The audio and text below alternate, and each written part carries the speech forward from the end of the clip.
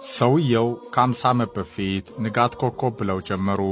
ከዛ የኢትዮጵያ ቡና ሆኖ የእልፍ ደጋፊዎች ባለቤቱ ክለብ የካምቦሎጆ አውራ ድምቀት እንደሆነ ዛሬም አለ። ያለ ሰውየው ኢትዮጵያ ቡና ምንም ነበር።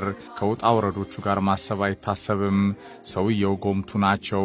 ሰውየው ደፋርና በየተጓዙበት የሚፋለሙም ነበሩ።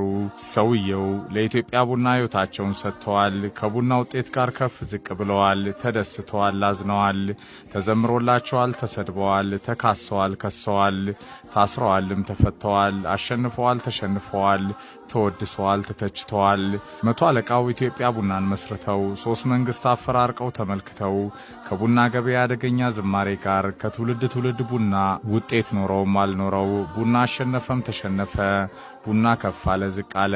የኢትዮጵያ እግር ኳስ የካምቦሎጆ ወደር አልባ ድምቀት ለሆኑ እልፍ ታማኝ ደጋፊዎች አውርሰው በመጨረሻ በቃይ ብለዋል።